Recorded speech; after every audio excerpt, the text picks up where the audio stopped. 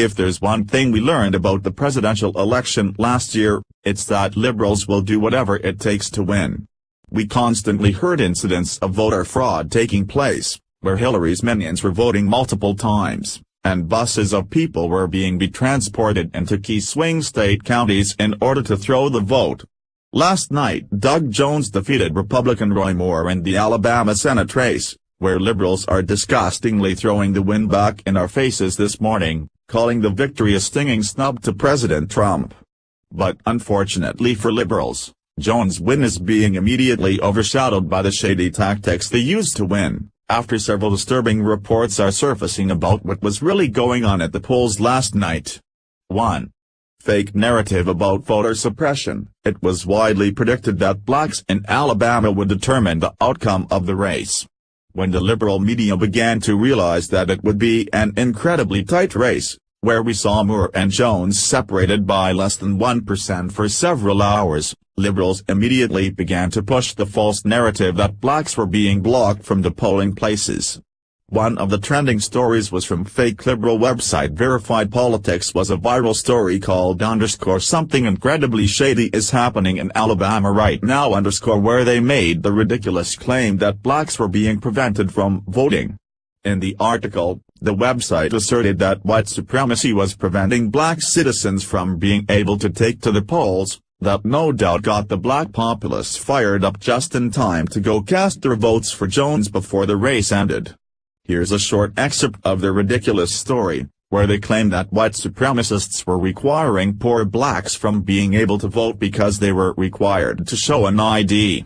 Alabama has a long history of suppressing the vote dating back at least to 1901 when the state passed a new constitution whose main purpose was to deny African Americans the right to vote, they whined. In 2011, the Republican-controlled state legislature passed a law that all voters must have a photo ID, which immediately disenfranchised many rural and poor blacks. 2. Liberals' army of felons. Liberals frequently use the backing of criminals to bolster their agenda, which is why they fight so hard to keep Muslim immigrants and Mexican illegals in our country. The Alabama Senate race was no different, as Breitbart exposed how George Soros and infamous race baiter Al Sharpton had their grubby talons all over this race right from the beginning, where the duo registered an army of convicted felons across Alabama to help bolster support for Jones. An organization partnered with a George Soros-financed group and led by a radical leftist who is the half-brother of the infamous controversial Reverend Al Sharpton has been diligently working over the past few weeks to register convicted felons across Alabama, Breitbart began. They went on, the aim of the effort has been to get as many felons as possible on the roster before last Monday, the deadline to register in order to vote in Alabama's December 12 Senate special election that pits Republican Roy Moore against Democratic challenger Doug Jones. The man spearheading the campaign has stated outright that his effort is meant to ensure a Democratic victory in Alabama. The thousands of felons reportedly newly registered over the past few weeks were most likely not included in any recent polling on the Alabama Senate race put out by major firms. Jones himself is tied to some of the specific organizations associated with the drive to register felons here. Indeed, as Breitbart News first reported, Jones spearheaded the project for a massively Soros-financed legal activist group demanding full voting rights be given to felons released from prison, including those convicted of murder, rape and other violent crimes. 3. Dark money from very questionable sources. Whenever you smell a rat, chances are George Soros is somewhere nearby lurking about. The infamous evil billionaire, who turned his own neighbors into the Nazis in the 1940s, is constantly gunning for the destruction of America, where he's a huge donor of crooked politicians like Hillary Clinton, Barack Obama, and rhino Republicans like John McCain. So it should come as no surprise that Soros yet again was at the helm causing chaos and trying to throw the election in Alabama.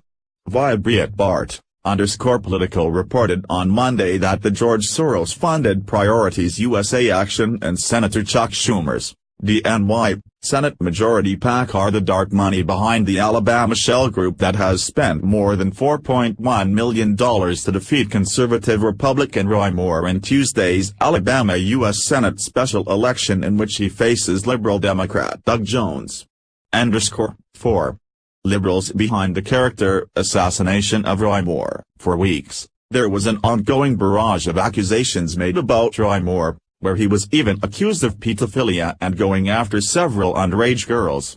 One of Moore's accusers was Beverly Young Nelson, the ex-waitress who charged that Moore groped her when she was 16 and he was in his 30s, and used her high school yearbook bearing Moore's signature as proof that she knew him. Even though Nelson would be busted for plagiarizing the yearbook entry, liberals still use the woman's false testimony as a way to push the narrative that Moore was a sexual predator. New York, NY, November 13. Beverly Young Nelson holds her high school yearbook signed by Roy Moore during a news conference where she has accused Alabama Republican Senate candidate Roy Moore of sexually abusing her when she was 16 on November 13, 2017 in New York City. Moore, a controversial politician who recently won a runoff against Luther Strange for Alabama's Senate seat, is currently fighting accusations alleging that he pursued sexual relationships with teenagers, including a 14-year-old, when he was in his 30s.